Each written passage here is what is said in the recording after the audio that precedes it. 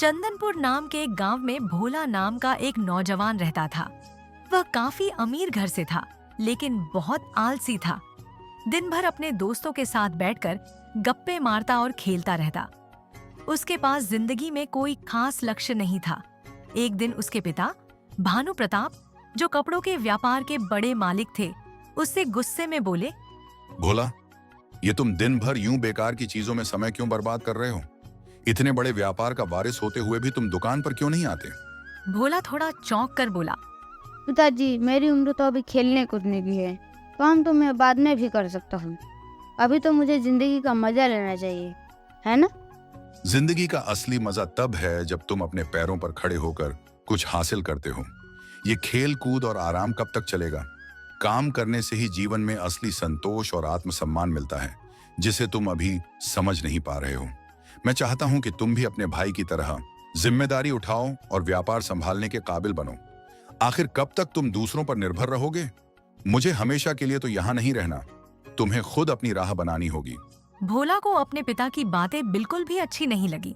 उसे लगा कि उसके पिता उसकी आजादी को छीनने की कोशिश कर रहे हैं। वो नाराज होकर बोला, पिताजी, आप हमेशा मुझ पर दबाव क्यों डालते रहते हैं? मैं अपना जीवन अपनी तरह से जीना चाहता हूँ, ना कि आपके इच्छाओं के हिसाब से। भानु प्रताप गंभीर होकर बोले, मैं तुम्हें दबाव में नहीं डाल रहा, बल्कि तुम्हारे भविष्य की चिंता कर रहा हूँ। जब तक तुम अपनी जिम्मेदारियां नहीं समझोगे, तब तक जिंदगी में आगे नहीं बढ़ पाओगे। लेकिन भोला को यह सब सुनना बिल्कुल पसंद नहीं आया।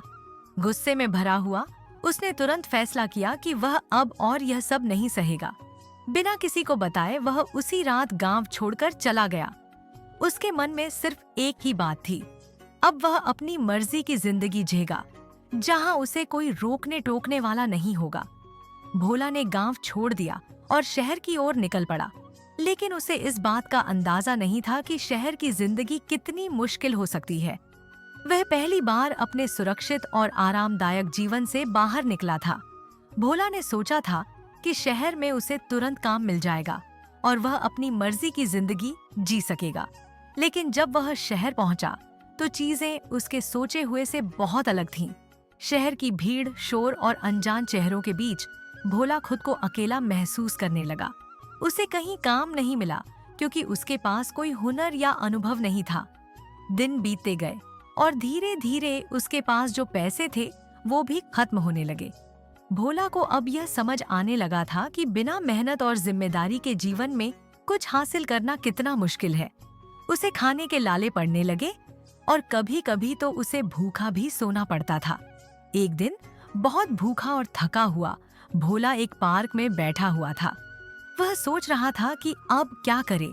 तभी एक वृद्ध व्यक्ति उसके पास आया और उससे पूछा, बेटा, तुम इतने परेशान क्यों दिख रहे हो?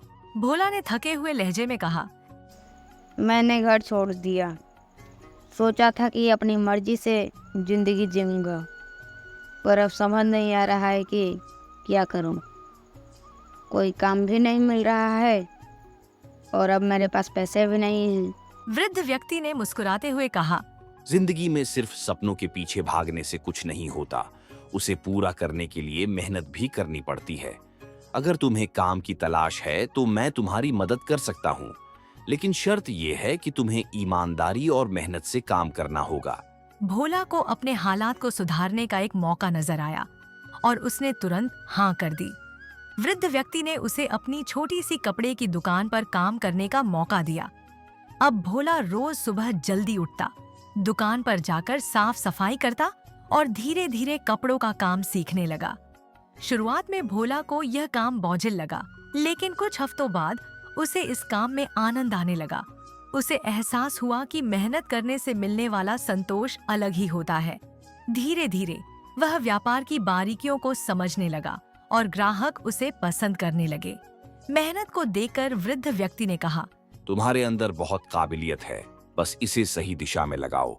एक दिन तुम जरूर कामयाब होगे। भोला को अब अपने पिता की बातें याद आने लगीं। उसे समझ में आ गया कि उसके पिता उसे जीवन की सच्चाई सिखाने की कोशिश कर रहे थे। उसे अपने गुस्से और लापरवाही पर पछतावा होने लगा। उसने तय किया कि अब वह अपने पिता के पास वापस जाएगा और उनसे माफी मांगेगा। कुछ महीनों बाद जब भोला ने थोड़ा पैसा इकट्ठा कर लिया और व्यापार के बारे में काफी कुछ सीख लिया, तो उसने गांव लौटने का फैसला किया। वह अब एक बदला हुआ इंसान था। जब वह घर पहुंचा तो उसके पिता भानु प्रताप ने उसे देखकर हैरानी और खुशी दोनों महसूस की। भोला ने अपने पिता के सामने सिर झुकाकर कहा, पिताजी, मुझे माफ़ कर दीजिए। मैंने आपकी बातों को समझने में बहुत देर कर दी। अब मुझे एहसास हुआ है कि मेहनत और जिम्मेदारी से ही ज़िंदगी में कुछ हासिल किया जा सकता है। मैंने बहुत कुछ सीखा है और अब मैं आपके साथ व्यापार में मदद करना चाहता हूँ। भानु प्रताप की आंखों में आंसू आ गए। उन्होंने अपने बेटे को गले लगाते हुए कहा, तुम्हारा लौट आना ही मेरे लिए सबसे बड़ी खुशी है। तुमने जो सीखा है वह तुम्हारी सबसे बड़ी पूंजी है। अब चलो हम मिलकर इस व्यापार को और आगे बढ़ाएंगे। भोला ने अपनी गलतियों से सीख लेकर नई शुरुआत की और अब वह न केवल एक जिम्मेदार इंसान बन चुका था, बल्कि अपने परिवार का गर्व भी बन गया था।